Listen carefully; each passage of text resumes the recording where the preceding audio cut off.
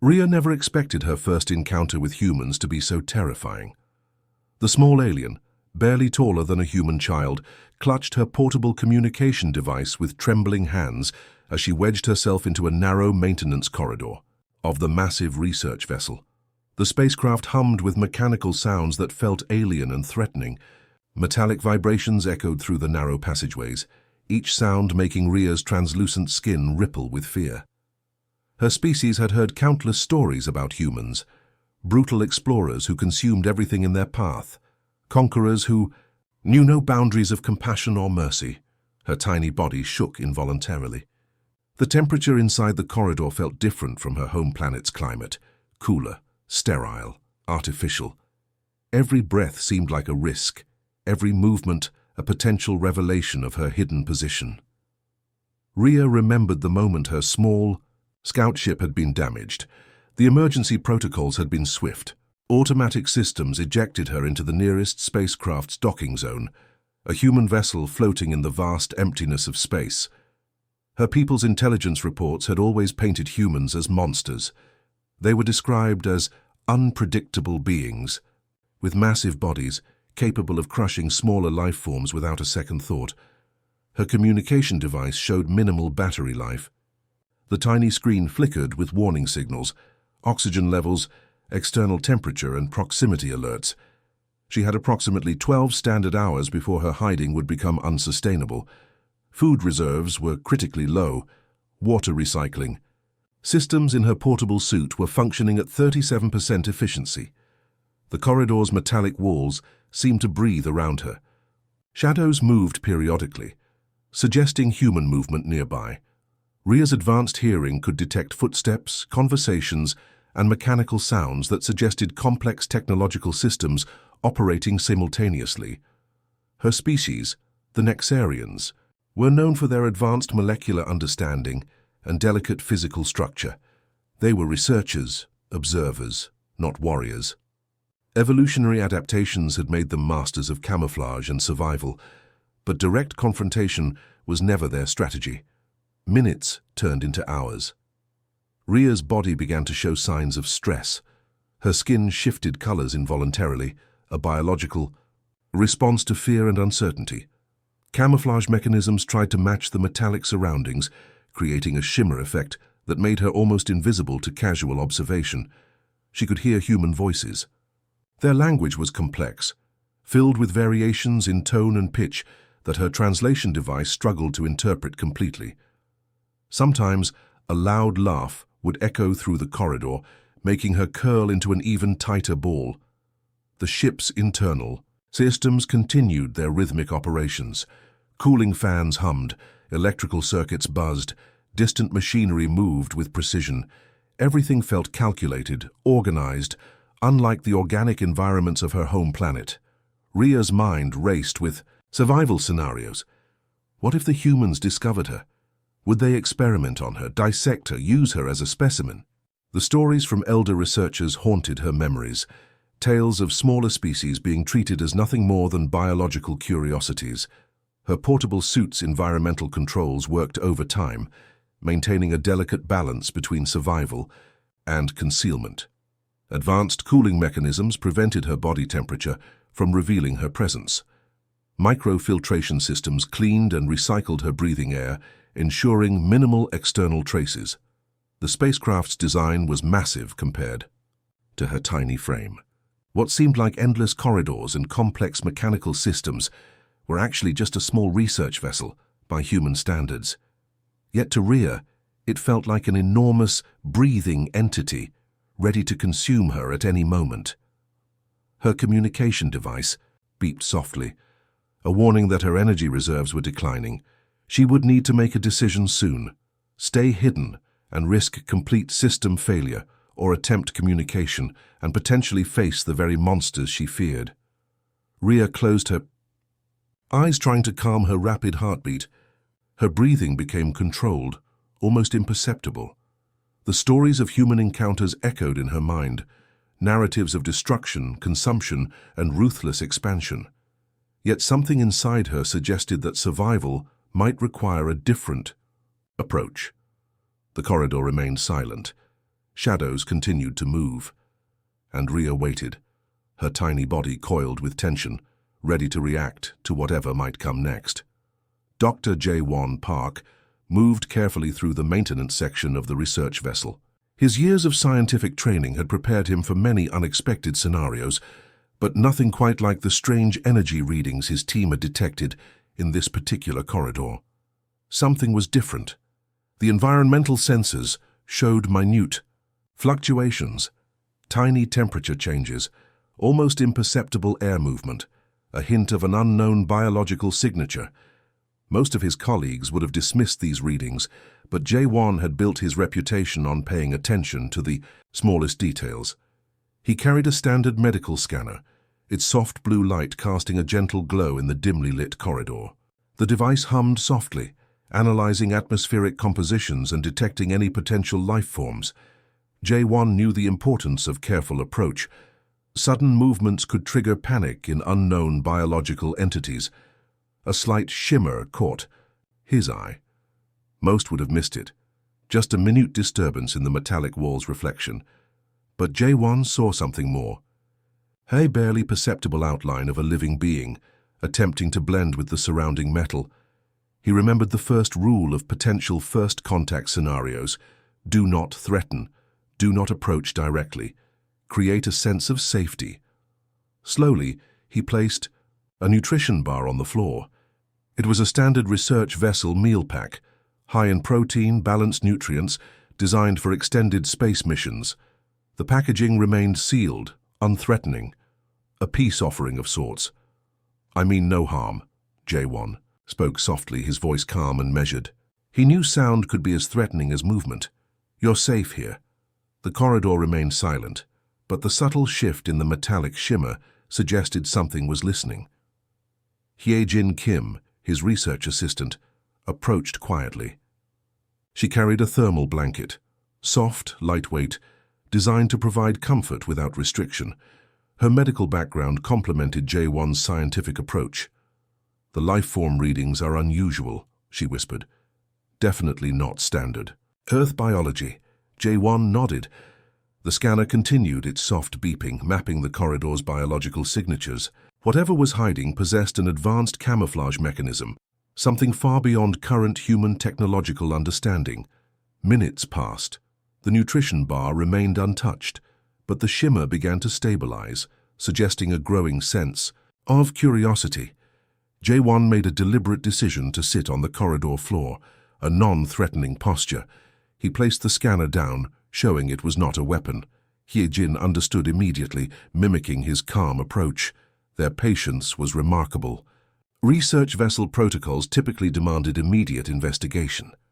But both understood that first contact required a different set of rules: gentleness, respect, understanding. Another minute passed, then another. The shimmer began to take a more defined shape. Something small, something living, something that radiated pure, intense fear. J1 saw it first, a tiny hand, translucent, delicate, barely larger than his palm. Then another hand, then a face, large eyes, skin that seemed to breathe, to change, to adapt. Rhea had never expected compassion. Her entire understanding of humans suggested violence, consumption, destruction. Yet here were two humans, sitting, quietly offering food, showing no signs of aggression. The nutrition bar remained untouched, but something had changed in the corridor's energy. Hyejin slowly opened the thermal blanket. Its soft material caught the corridor's light, creating a gentle, warm glow. An invitation, a promise of safety. J1 remained perfectly still, every movement calculated, every breath controlled. Rhea's communication device beeped softly. Survival. Protocols suggested immediate escape, but something else was emerging: curiosity, the tiniest hint of potential trust. The research vessel continued its journey through the vast emptiness of space. Machines hummed, systems operated. But in this small corridor, something extraordinary was happening: a potential first contact, a moment of unexpected compassion. The research vessel's communication center buzzed with quiet activity. Hyejin Kim worked carefully, her fingers moving across holographic displays while keeping one eye on Rhea, the tiny alien who had slowly begun to explore the ship's restricted areas. Rhea watched humans with intense curiosity. Her previous understanding of these beings had been completely shattered. Instead of monsters, she saw complex creatures with unexpected depth. Dr. J1 had created a small containment area that felt more like a comfortable observation space than a prison. Communication remained challenging. Rhea's translation device struggled with human language nuances. Simple words became complex puzzles. Emotions seemed to carry meanings beyond direct translation. Hye-jin noticed Rhea's fascination with music. During quiet moments, she would softly hum traditional Korean melodies. The alien's translucent skin would shimmer with different colors, responding to musical frequencies in ways no human scientist had ever documented. One particular morning, Rhea discovered the ship's data terminals. Her molecular-level understanding of technology allowed her to interface with systems in ways the human crew found remarkable. She wasn't trying to hack or damage. She was learning. Dr. J1 observed her interactions carefully. The alien's approach to technology was fundamentally different from human methods. Where humans used direct interface, Rhea seemed to communicate with machines through complex vibrational patterns. She's not just reading information, J1 explained to Hye-jin. She's experiencing it. The technology is almost like a living conversation for her. Rhea's dietary needs proved another interesting challenge. Standard human nutrition packs didn't align with her biological requirements.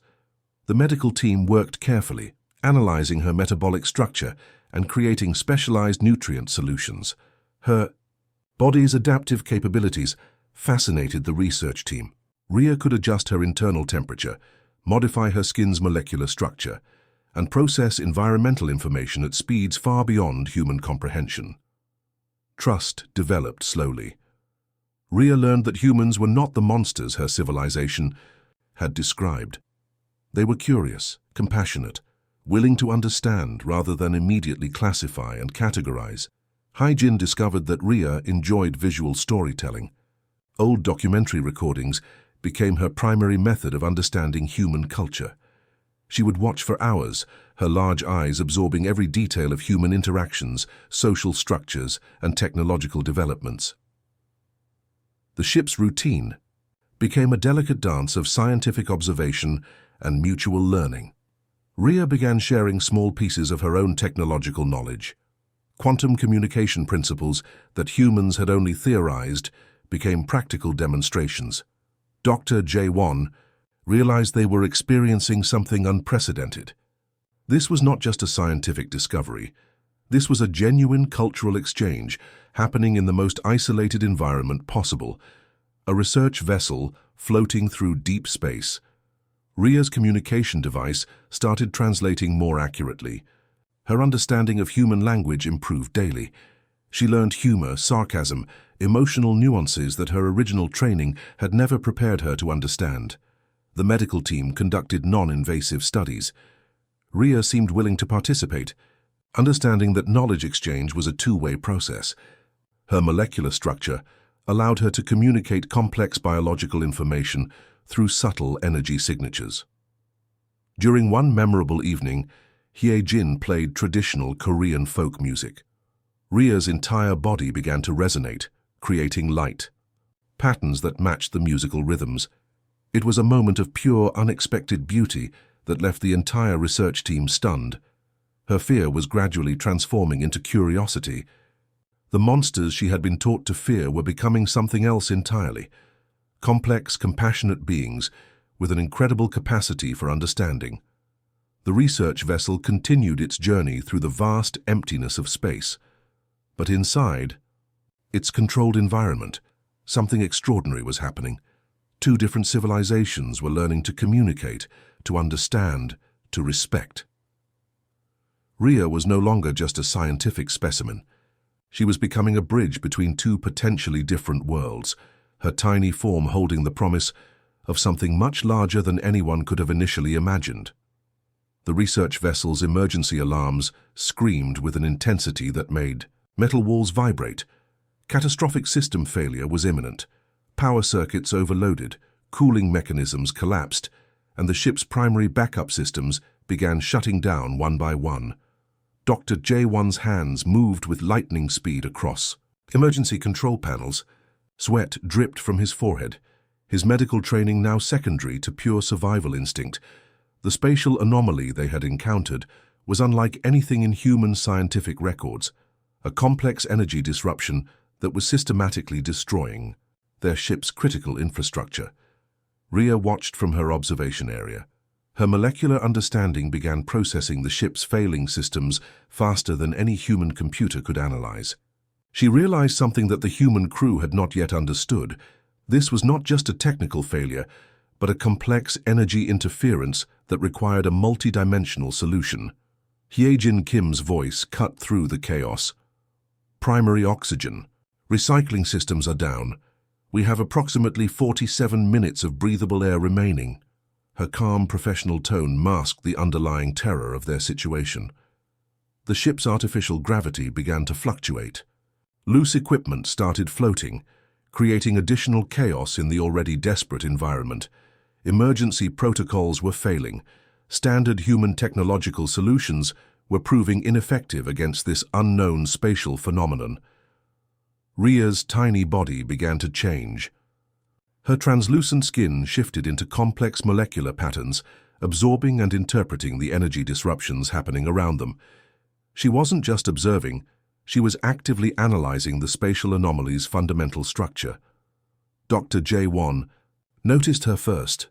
"What are you doing?" he shouted over the alarm systems. Without speaking, Rhea moved towards the main energy distribution panel. Her three-fingered hands moved with precision, creating complex molecular connections that human technology could not comprehend. She was essentially rewriting the ship's energy communication protocols in real time. Hyejin watched in amazement. The alien's understanding of energy distribution was far beyond human technological capabilities. Where humans saw complex circuits and mechanical systems, Rhea saw living, breathing energy pathways that could be redirected and restructured. The spatial anomaly continued its destructive path. Critical systems were failing. Backup generators were collapsing.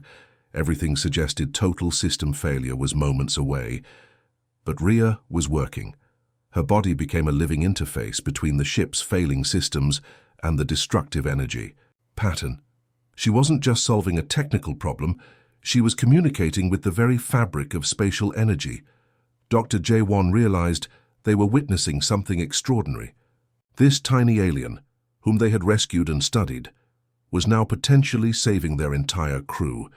The monster their civilization had feared was becoming their greatest hope of survival. Complex molecular restructuring began happening throughout the ship's systems. Energy pathways that had been collapsing suddenly stabilized. Critical systems that were seconds away from total failure began recovering. Rhea's communication device translated her thoughts, redirecting energy, stabilizing molecular interference, protecting biological systems. Her entire body glowed with an intense light, creating complex energy patterns that somehow communicated with the spatial anomaly. She was negotiating with pure energy, reshaping destructive patterns into something manageable. Minutes passed. The alarms slowly died. Emergency systems returned to partial functionality. The crew watched in complete silence as Rhea completed her extraordinary intervention. Dr. J1 approached her carefully. "You saved us," he said simply. Rhea's response was equally simple. "We survived. Together." The research vessel drifted in space, damaged but intact. The spatial anomaly that should have destroyed them was now nothing more than a complex scientific record in their databanks. Hyejin checked the systems. Oxygen levels stabilized, power distribution normalized. They had survived the impossible. Rhea returned to her observation area, her body slowly returning to its original translucent state. She had not just saved a human research vessel. She had demonstrated that survival sometimes requires understanding, cooperation, and a willingness to see beyond initial perceptions. The monsters, it seemed, were not who they had originally believed. The Planet Nexar looked exactly like Rhea remembered. Vast crystal landscapes, floating molecular structures, and complex energy networks that defined her civilization's technological existence. But something had changed. She had changed. Her return was not celebrated. The Nexarian High Council viewed her with a mixture of suspicion and calculated curiosity. Their formal hearing room felt cold, sterile, filled with beings who had never ventured beyond their carefully controlled planetary boundaries. "Explain your interactions with humans," demanded Elder Coral, his crystalline body shifting with interrogative energy patterns. Rhea stood small but unafraid. Her experiences aboard the human research vessel had transformed her fundamental understanding of existence. Where her people saw potential threats, she now saw potential connections. Her report was meticulously detailed. She described Dr. J1's compassion, Hyejin's patience, the crew's collaborative spirit. Each word challenged centuries of Nexarian propaganda about human civilization being destructive and savage. The council members listened with rising tension. Her molecular communication device translated not just words, but emotional contexts, something unprecedented in their diplomatic interactions. "They did not consume me," Rhea explained. "They studied me, they protected me, they learned from me." Elder Coral's energy patterns suggested deep skepticism. Generations of Nexarian research had painted humans as evolutionary competitors, beings who consumed resources without understanding ecological balance. But Rhea's documented evidence was overwhelming. Detailed recordings showed the human crew's scientific approach, their ethical considerations, their willingness to understand rather than exploit. The spatial anomaly intervention became her most compelling argument. She demonstrated how human technological limitations were overcome through collaborative problem-solving, a concept entirely foreign to Nexarian isolationist thinking. Her tiny body began to demonstrate the complex energy interactions she had learned. Molecular patterns shifted, showing how human and Nexarian technologies could potentially integrate, creating solutions beyond current scientific understanding. The council chamber grew silent. Her presentation was not just a report, it was a fundamental challenge to their existing worldview. "Humans are not monsters," Rhea stated clearly. "They are complex beings capable of extraordinary compassion and adaptation." Elder Coral's response came slowly. "And you expect us to believe this based on one interaction?" Rhea's response was calm. "I expect you to consider the possibility of understanding rather than fear." Her molecular communication device began projecting holographic memories, moments of human kindness, scientific curiosity, collaborative problem-solving. Dr. J1 sharing nutrition resources, Hyejin teaching her musical concepts, the crew working together during the spatial crisis.